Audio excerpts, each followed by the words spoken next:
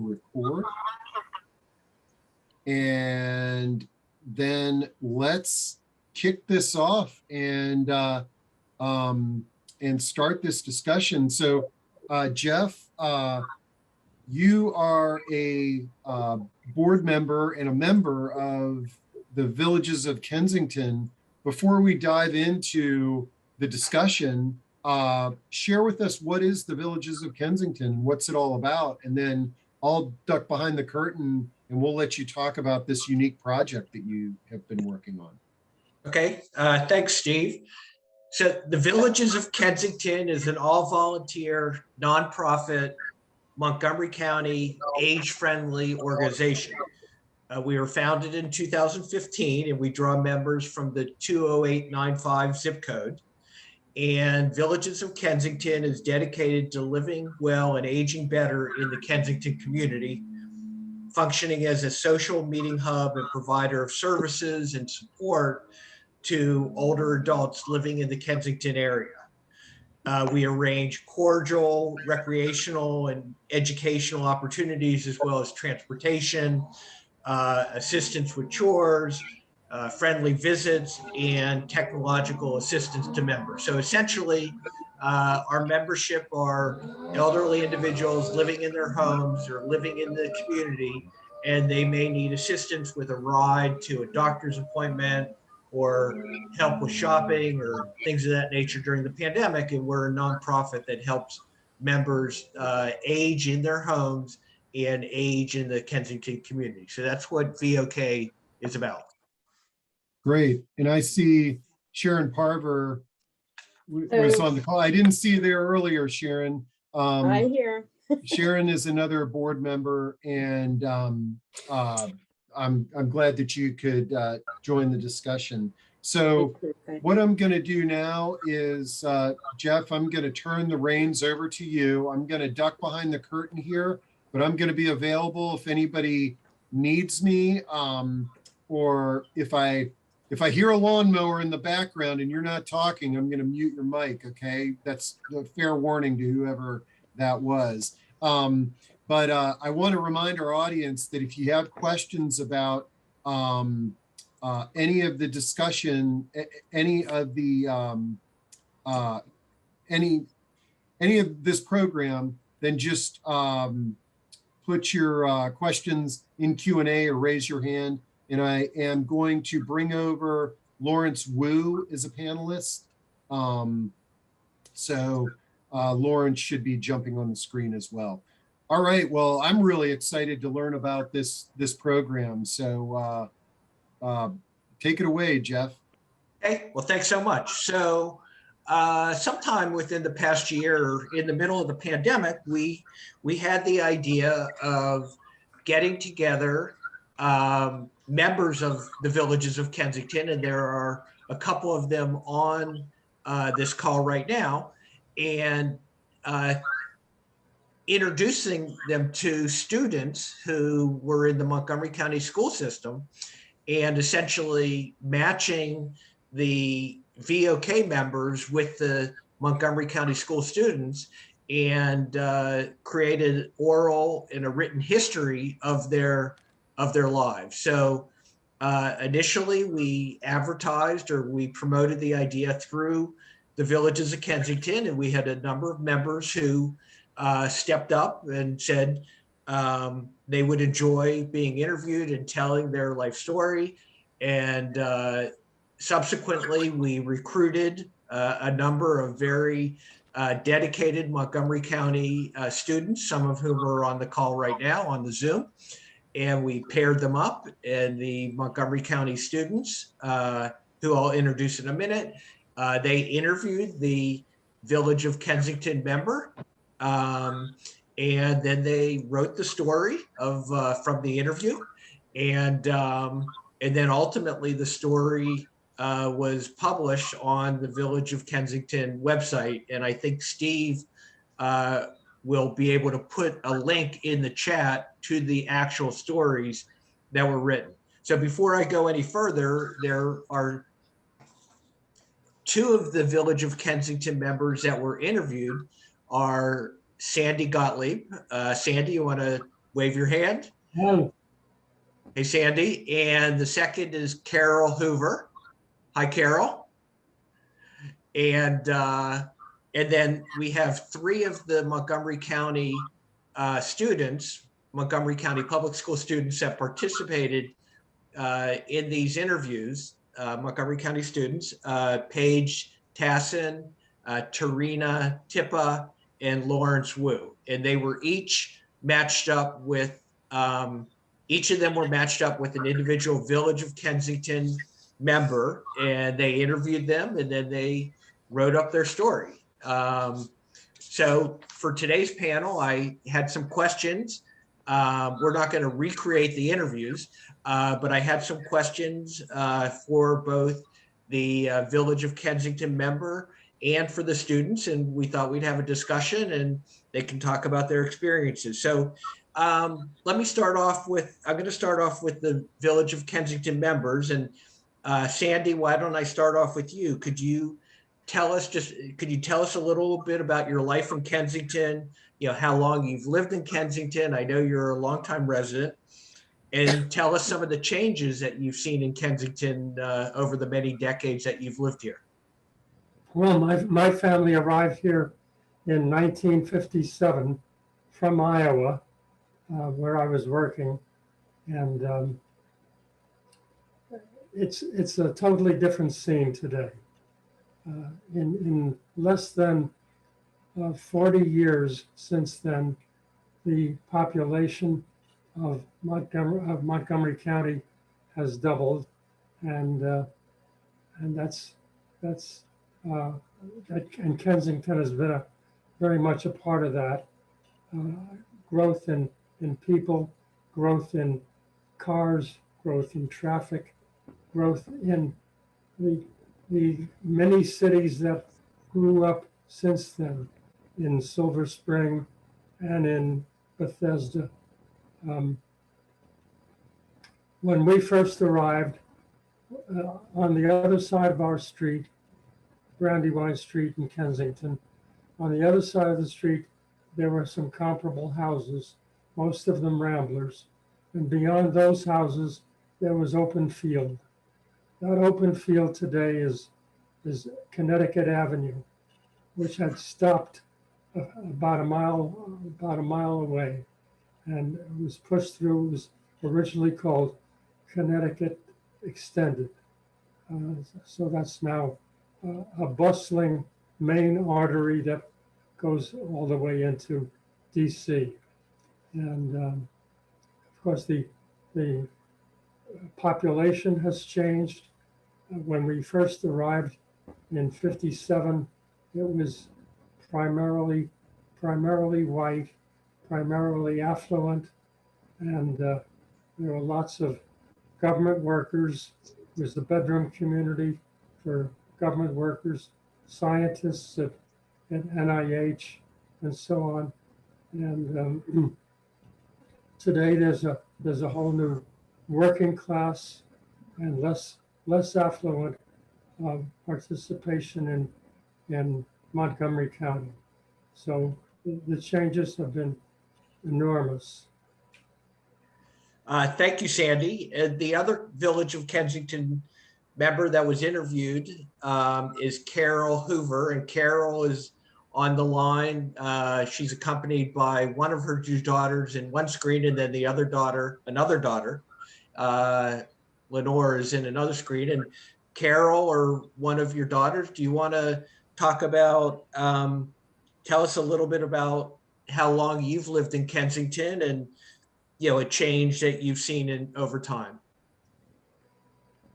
Hi, I'm going to let Carol try to answer that first, and then I'll chime in. Carol, how long have you lived in Kensington? Long time. Long time. And you were just mentioning a few days ago that something that you've noticed has changed in our part of Kensington, which is the Parkwood neighborhood near Old Kensington, not in Old Kensington. And it's something that you talk a lot about. It's what they're doing to the houses. What are they doing to the house? A lot of the houses where I don't know. You don't like what they're doing? Tearing down the little. They're tearing down the existing houses, not all of which are that little, but they're very like artistic, and they're building new houses that are very big. The good part of that is that our property values go up, but the bad part of that is that they're cutting down so many trees.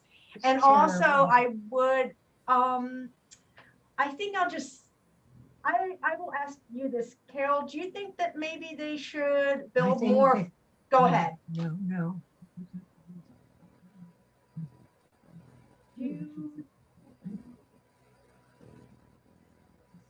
Okay, In general, all the things that Sandy said. I sort of the opposite actually. No, I got it. I Okay, personally think it's okay. yeah, Carol, we'll come I back to think you. they should build more affordable housing. Okay. Right, totally understandable. I'm going to now turn to our three students that are on the line. Let me start with Paige.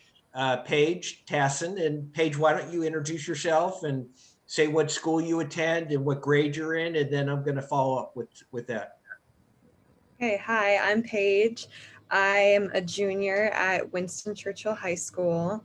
And yeah, I'm really interested in journalism and English in general. So this was like a really great opportunity for me. And I was very happy to be able to interview. I interviewed Sandy. And so I was really grateful to be able to be a part of that. So what interested you in this project? And maybe you can, what was one or two of the most interesting or surprising things that you found out about Sandy during your interview and in your write-up?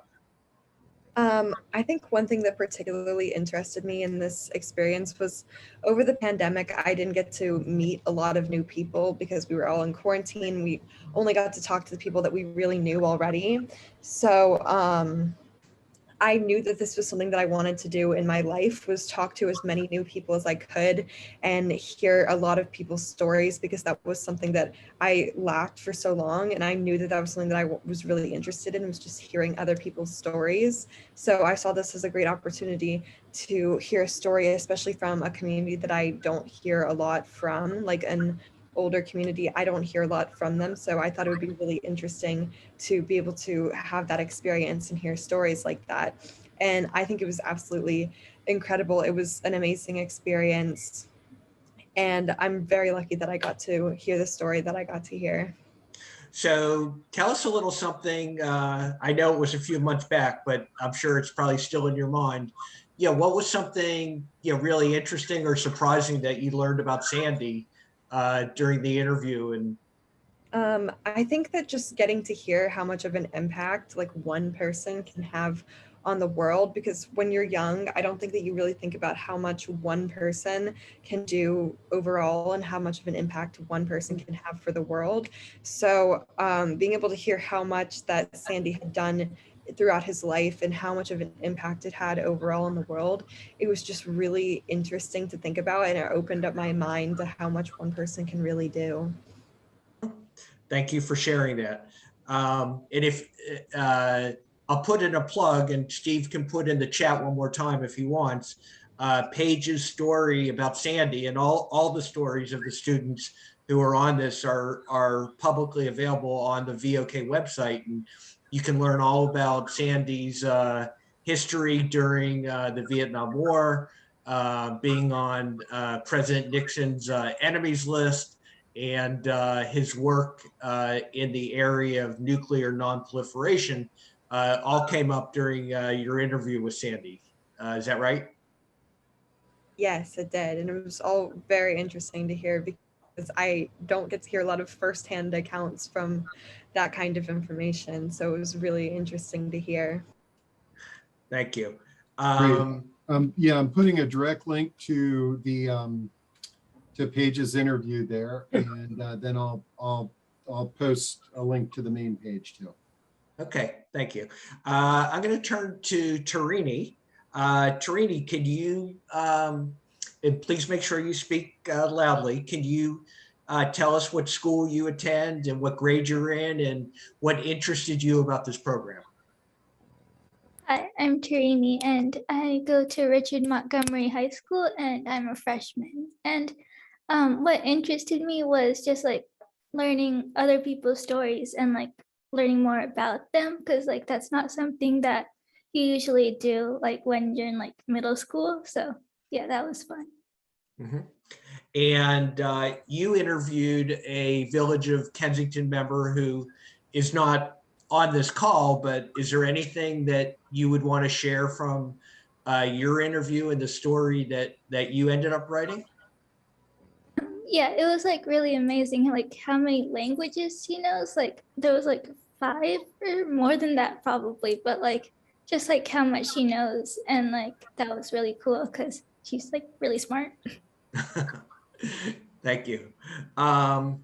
Next, I want to turn to Lawrence Wu. Lawrence, why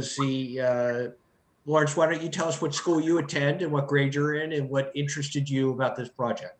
So I'm Lawrence Wu. I also attend Winston Churchill High School in Potomac. I'm in grade 9, freshman. And what really interested me is I wanted to learn a lot more about local history, and that history in general just interests me. Like I have a big passion for world history and also like US history. And another thing that interests me is getting to connect with a generation that I don't usually get to connect with, especially like my grandparents. They speak Chinese, and I can understand like some of their speaking, but I can't really connect with them on like a really personal level that I understand. And you happen to be the Montgomery County student who interviewed Carol and her daughter, Yep. and then you ended up writing the story, which again is on our website. Could you? Is there anything that was surprising or particularly interesting to you that you learned during the interview that you would want to share share with us today? Absolutely. So I found it really interesting that Carol Hoover, she like grew up during the Great Depression, and it's like a very tough time, and yet she still makes a lot out of it in the end, and she becomes kind of a more local celebrity. Not enough that I could hear about her, but I think it's really interesting that her story can be told, and that it's like you might not hear about her, but you might be able to see her legacy still lives on in some way, shape, or form. And I think another thing that really interested me was how like she was able to do things that her family would have considered a lot more unorthodox, maybe progressive for the time, especially like pushing things like she had like a Native American market, and I think that it's pretty impressive for the time. Uh-huh. Thank you for sharing that. And again, I think the students, you all were really dedicated to doing the interviews and came up with good questions, and I think it was a good experience all around. I'm going to turn it back to Sandy and Carol for a few minutes. Sandy, this is kind of a fun question. If you were going to interview the student, so if we turn the tables and you were going to interview one of the students, what would be a question or some questions that you would want to ask them? Well, I'd like to know a little bit more about their daily lives, what they do in school and at home and for recreation. I would like to know also in more depth what surprised them in the exchanges that they had with those of us who were a few generations older. You raised the question of surprise before, Jeff, but I'm not sure what the full answer is. So I'd like to go back to that. Okay. Let me just add that that's a question I put to recent immigrants to this country. What surprised you the most when you first came here? Uh-huh. You get a lot of very unexpected answers. Uh-huh. So I'm sorry, could you reframe or restate the question that you would want to ask the students? What surprised you the most? Let's put it that way. What surprised you the most with the discussion that you had with the older generation? Uh-huh. Okay. Why don't we do that? Paige, I'll go to you first. Yeah, what, and I don't know, if you have interaction with people of Sandy's age, who he's a thriving 90-plus-year-old. But, what do you think about, what comes to mind for you? I think what I would say surprised me the most was I wasn't exactly sure what to expect coming into this experience. I had no idea what kind of story I was going to get when I got there. And after interviewing Sandy, I came away from my computer at the end and I was like, wow, that was a lot for one person to have done throughout their life. And when I was compiling, writing the story, I just kept going back and back. And it was like over and over so many things that he had done and different accomplishments that he had. And I was just so surprised at how many things that he was able to accomplish. And I was so lucky to have been able to been a part of knowing what his accomplishments were.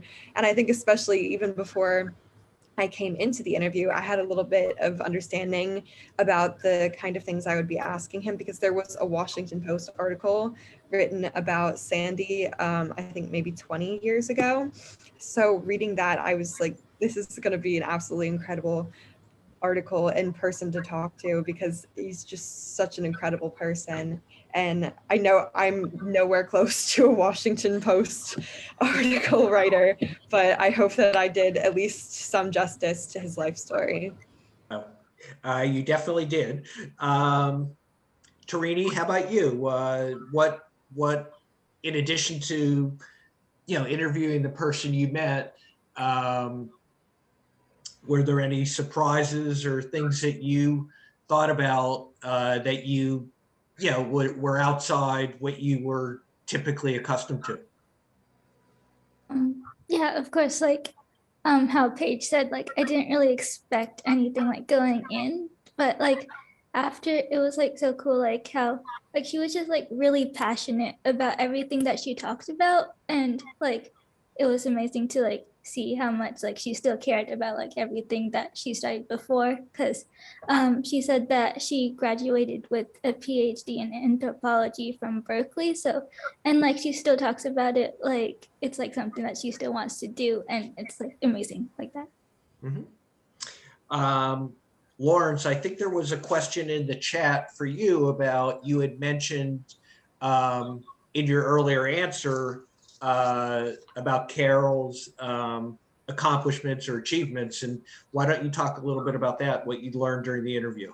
All right, so what I learned is that, so Carol, she wasn't really like constrained by a lot of the standards and like a lot more of the very like strict, like I guess, standards of the 1950s. She chose a lot more progressive ideas. She's able to, make money off of a performing career and go to college, study art history, and her family was generally a bit more orthodox on that side. So it kind of surprises her family. And also she's able to go to college, study art history, like I said. She also becomes the first woman in a high-level management position at a regional department store. And it's just kind of breaking a lot of the social norms. In addition to something I said, that she had Native American markets in DC, which a lot of people still now may not like have access to that sort of thing. And they might not be like familiar with Native Americans at all. And I think it's just really impressive to be able to push a lot of boundaries, especially social ones, when in a mostly conservative like society.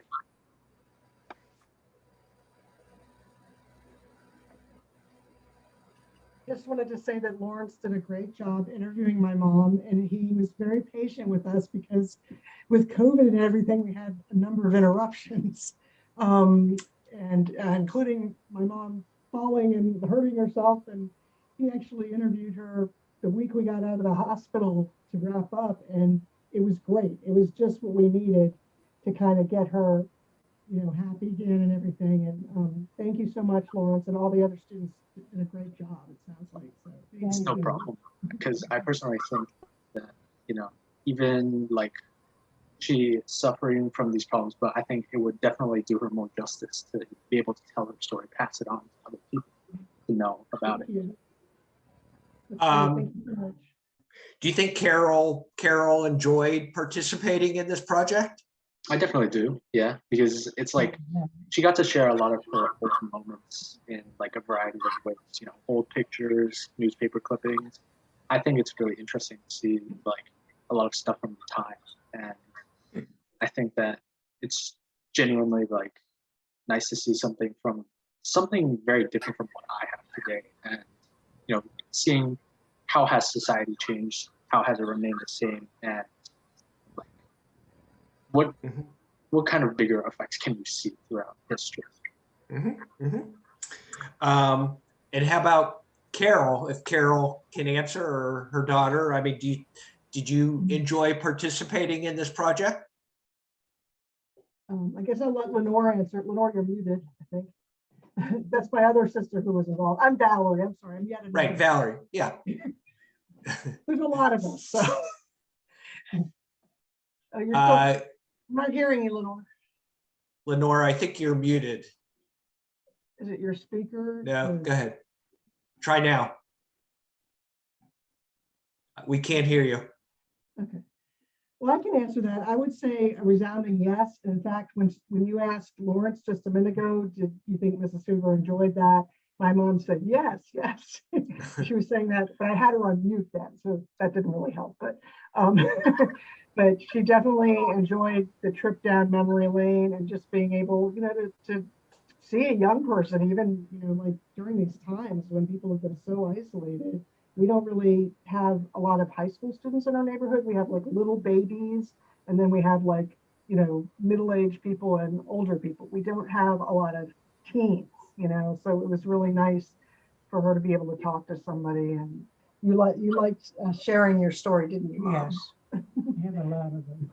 She has a lot of stories. We can't always remember all of them, but there's a lot of stories. That's great. Thank you. Sandy, I'm going to turn back to you for a minute. From your participation in this project, or just generally living your life, I mean, how do you think life today is the same or different than when you were a high school student?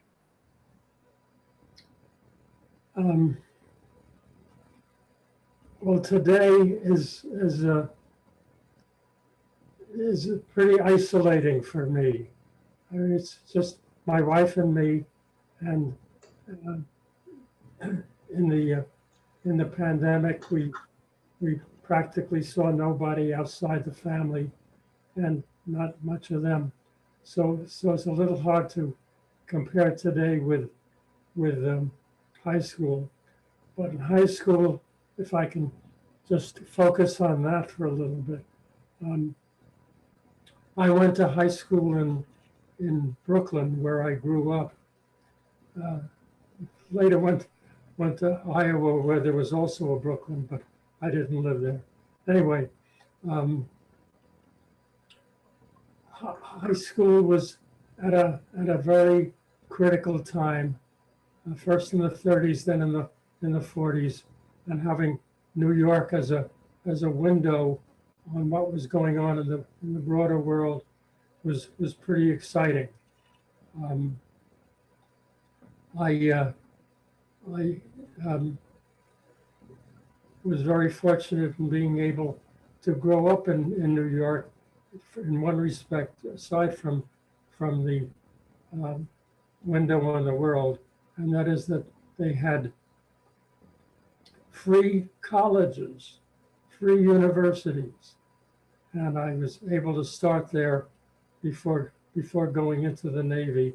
And I was fortunate in having the Navy continue my education.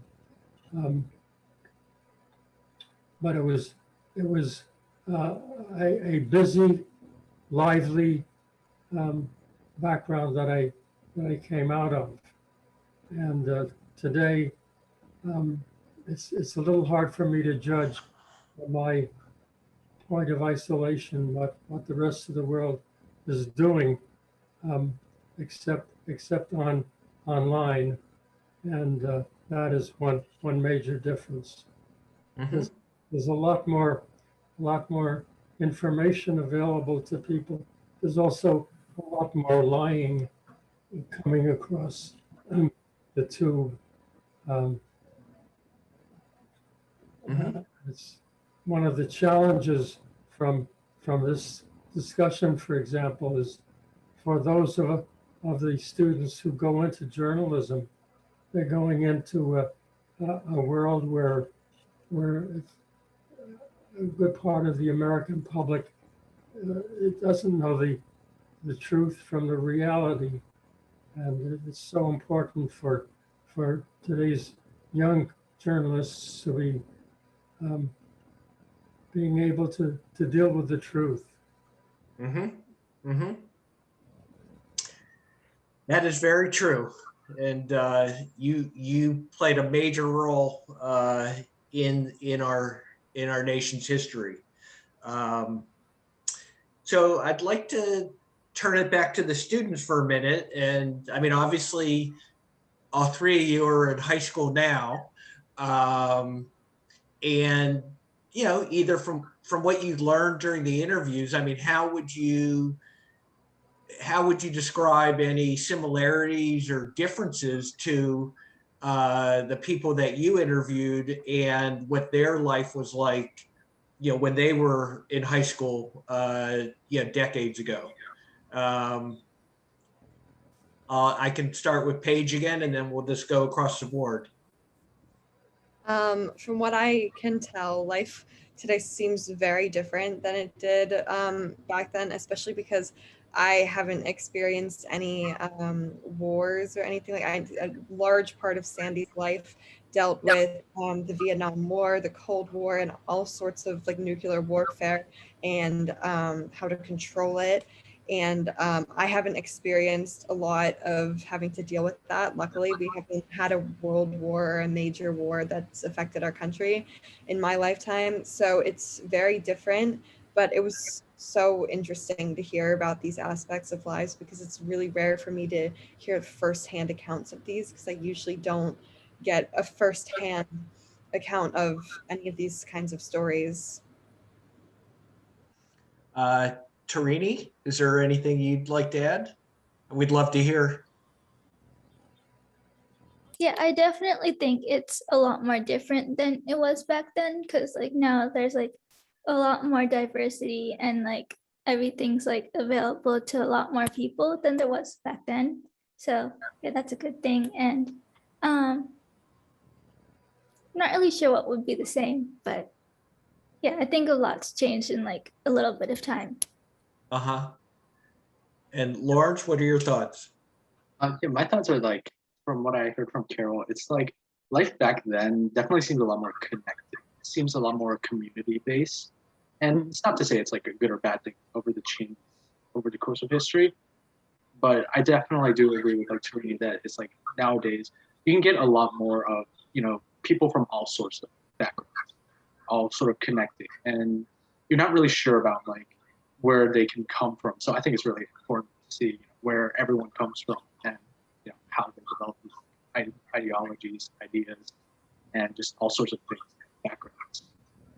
Mm-hmm. So the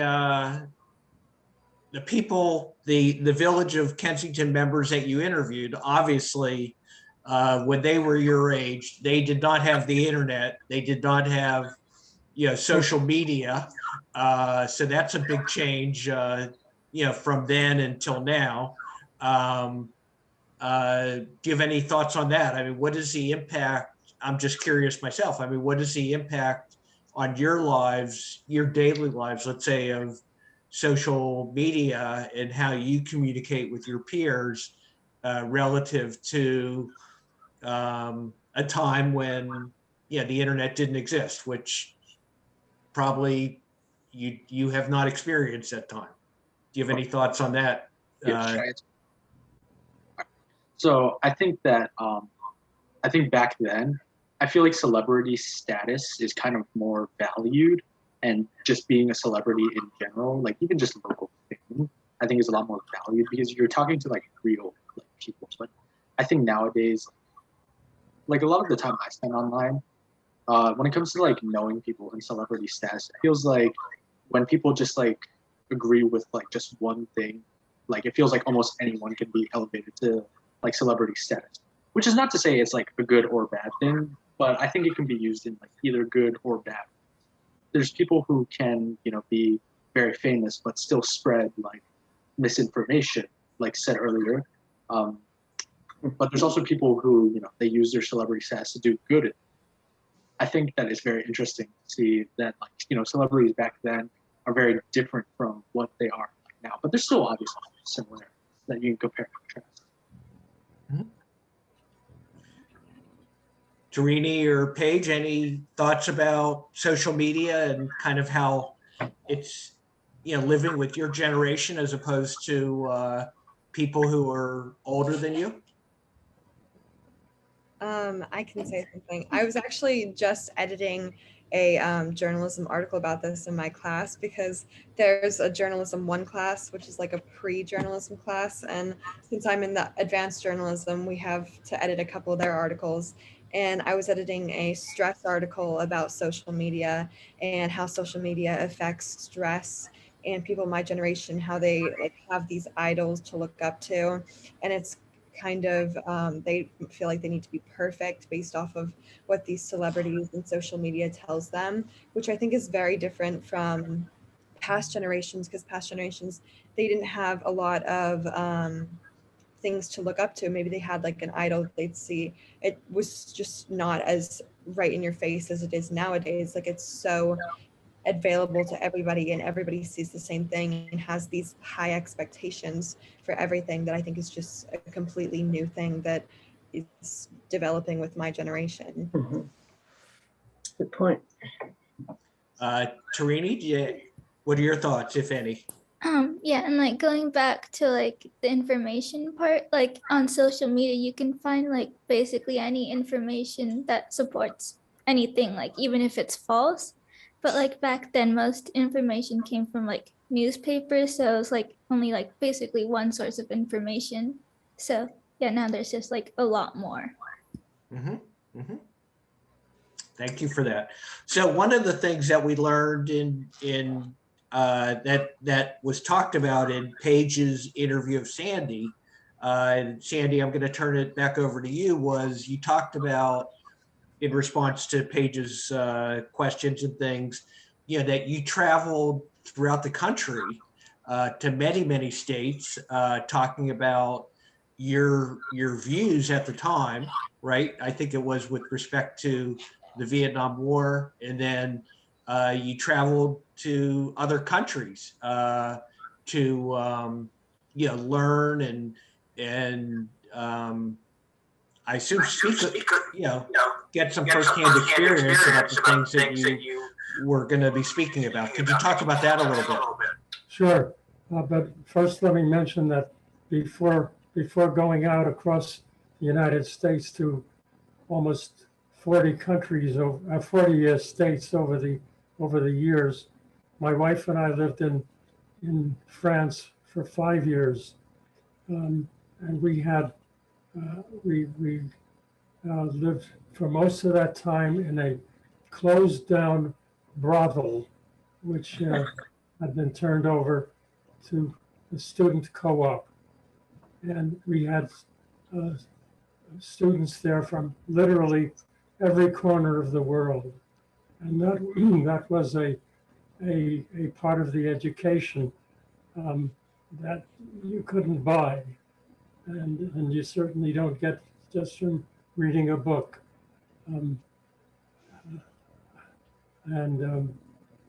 One of the things that I learned learned early was that the Vietnamese, and we had very close Vietnamese friends, the Vietnamese were nationalists. They didn't want foreigners in their country. And we lived in Vietnam. We lived in Paris for most of the time the first Indochina War was going on. So that was an important part of formation. Now to go back to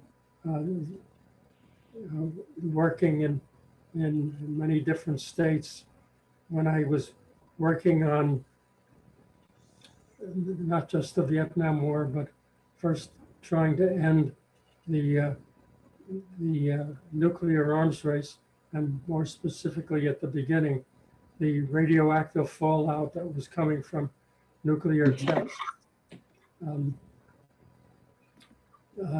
Then I was either organizing or debating or talking in most parts of the country to all kinds of audiences.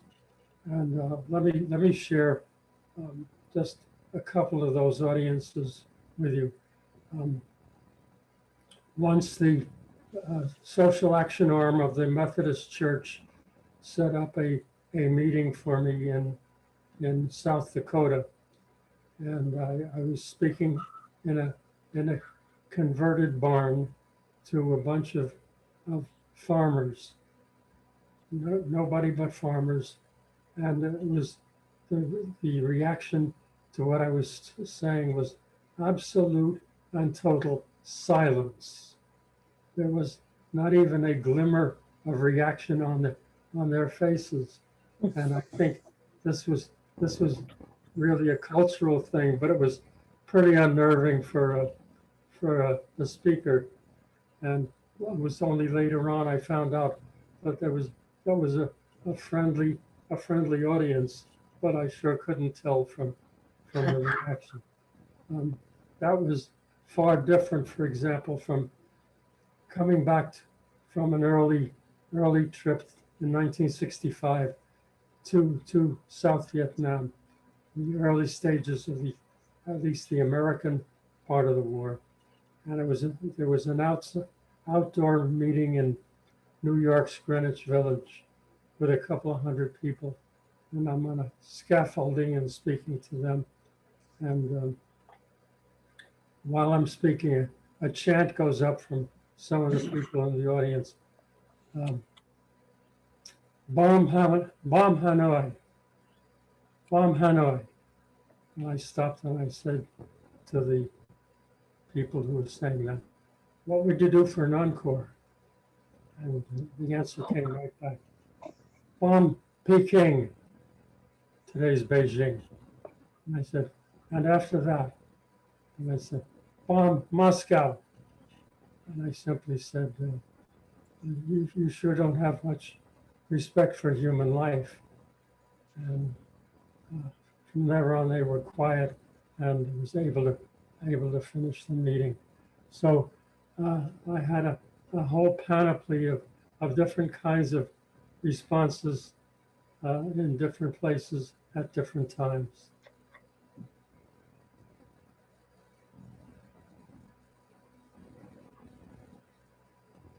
Thank you for sharing that, Sandy. And just turn it back to Carol for a minute. I recall in the interview with Lawrence that there was a story that earlier, so Carol grew up spent time in her childhood in the DC area. And then she traveled, she was kind of a pioneer too, I guess. She traveled out west for a little bit. And then can you talk a little bit about that part of her life experience, and then she moved back to the DC area? Yeah, I'll just get it started, and if Mom has something to add. When you were talking and when Sandy was talking, it was so interesting because it seemed like Sandy was kind of ahead of his time in some ways. Like I know that growing up in my mom's little neighborhood in Kenleytown, DC, it was very much this sense of local community. And, she didn't really have any desire to really push the boundaries of where she was going. And she just seemed very happy. She had her dancing. She always had her dancing and her art and her music.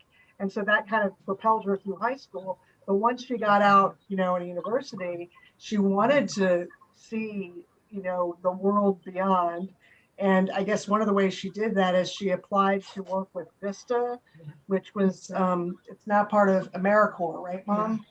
So it's like a social, it's kind of like Peace Corps, but in the US. So she was going to go out to Arizona and train, work with Native American women on how to market and design their jewelry to like a larger market. And she did that for a few months until my dad said, come home. I've been waiting for you to get married for 10 years.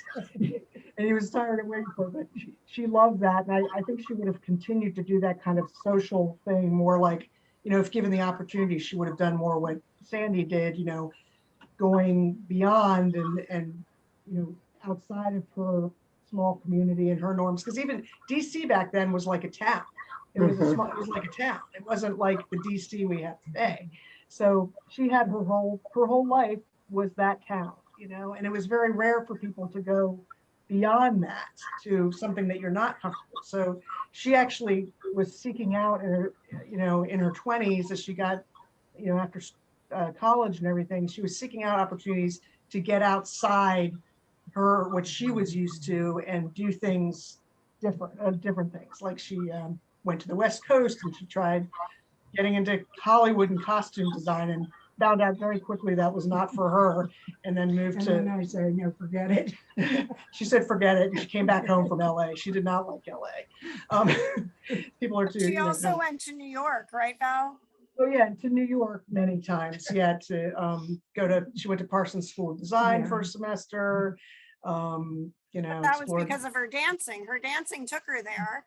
Yeah. So, you know, having her own dance school and going to college at the same time, she was able to kind of pursue things that maybe she wouldn't have in like a traditional, what a woman was expected to do traditionally in the 50s. Many of her classmates from Trinity High School in Georgetown left high school to get married. They didn't necessarily start a business, you know, or pursue, you know, further education. And she just kept kind of trying things out, and everything she did that was kind of a step beyond her own boundaries took her to discover something else she was interested in. And I think, you know, not at all like, you know, maybe a national, you know, contribution or international, but just for her daughters, she has 4 daughters, she really was a role model for us that, you know, none of us need to be constrained by the expectations put upon us. And I think it's even harder today to be surrounded by social media and to be surrounded by these, you know, big messages that you have to be successful in a particular way, or you have to achieve notoriety in order to feel successful. I think, you know, being able to really explore your own personal passions and interests and, you know, have the opportunity to learn from them, that's just one of the best things about growing up. What? You were frozen for a minute. It's okay. Oh, sorry. Okay. Oh, well. Anyway. No, we could hear you. So here's a question for the 3 students. How many hours were spent doing the interviews, and I'm going to add preparing for them, and were they recorded to be transcribed later into the stories? Or tell us about your the process of preparing for the interview and how long you spent in writing the story. Why don't we'll start with Tarini first. We'll go a little bit in different order. Tarini, you want to respond first, and then I'll go to Lawrence, and then I'll go to Paige. Yeah, for like preparing for the interviews, I think writing the questions took about 30 minutes because I asked like my brother for help because he's like done interviews before. So I asked him for some help with like the questions. And then after, I think the interview overall took like around an hour, and then like typing up the writing took like around 2 hours, or yeah, around 2 hours. Yeah. Okay. Lawrence, what was your experience?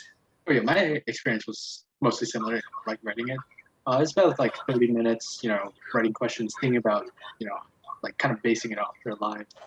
And then it's about like 1 to 2 hours to actually conduct the interview and see like what material you should like filter out what you should keep. And then it's about 2 hours, 1 to 2 hours to write the article and kind of see like based off your information what you can do with it. What were some of the things you were thinking? Because you obviously had never met Carol before, or none of you had met the people that you were going to be interviewing. What kind of went into your thinking about some of the questions? So initially, I mostly just thought about like stuff that related to lives, like stuff. What did you do? And it's like it starts like very like broad like that, but then as the interview went, I kind of more like thought about it in my head. It's like being more specific about it, just like why was it conducted in like this manner, or kind of thinking smaller picture for a little bit, and then also kind of putting it back, into the bigger picture and thinking about how it fits into their lives. Mm-hmm. Thank you. And Paige, how about you? I think for me, I had a similar experience with the interview time length and the writing of it. But for my prep, so it took about the same time to write the questions. I had these cut and dry kind of questions that I was like, oh, I'll elaborate on it once I get into the interview. But then I read the article from the Washington Post and I almost completely scrapped all of my questions. It was like, now I have all of these real questions that can be more directed towards Sandy and his life. And I thought that was really helpful and helped me get into like a more direct portion to his story. You're still muted. Thank you. For the three of you, were the interviews conducted live or via Zoom or over the phone? Why don't we start with Lawrence and then we'll go the other way. So Lawrence? Yeah, so it was conducted over Zoom last year for safety reasons, really. Right. Yeah. Uh-huh. Do you think that was, if you were to do the interview live, do you think it would have been much different? Yeah, it probably would be a far different experience. It's like, when you're in person, you really get to see like memories and like emotions live. And like when you see the like memories live, like newspaper clippings of like old pictures, when you get to see it just like up close, it really puts into perspective, like maybe you do know this or you don't. And you kind of think about whether or not like, this really has an impact and like, what emotions it creates. And I think just conducting it over, a live interview would probably be a far more, interactive experience. Mm-hmm. Tarini, how about, I can't recall, how was your interview conducted? And go ahead. Yeah, it was conducted over Zoom too. And I like took notes while I was doing the interview. So yeah, and I think in person would have been like a lot more easy to do because like seeing it up close and everything would have like helped everything like sink in better. And yeah, that would have been better. Mm-hmm. Okay. And Paige? For me, my interview was conducted over the phone because I believe Sandy didn't have Zoom at the time of the interview. And I think that it would have been more impactful in person, but I was still grateful that I was able to get a good story over the phone. And obviously I understand that these are the times that we live in, and this is something that we had to be conducted over Zoom or over the phone. But in the future, if it's possible, I think that in-person interviews are a lot more impactful. Mm-hmm. Mm-hmm. And then let me just go one more round with Sandy and Carol. I mean, Sandy, I know the pandemic has been, really tough on everybody, but it sounds like, it's had an impact. It's had an impact on all of us, but maybe you a little bit, you and your wife a little bit more. I mean, in your everyday life, how often do you have the opportunity to to meet with younger kids like these teenagers now? Well, in addition to the pandemic, we're just not able to get around anymore. So we're pretty much confined to the house. But if we weren't, we would still kind of be living in, as many of us do, in our own silos, in a neighborhood where we know everybody, but beyond that, we don't have occasion to interact, particularly with younger people, and it's something that I miss very much. I wish there were some more institutionalized way, for example, for this program to help continue some kind of contact between the generations, not just on our own backgrounds, but more general contacts. Okay, and thank you, Sandy. And how about for Carol?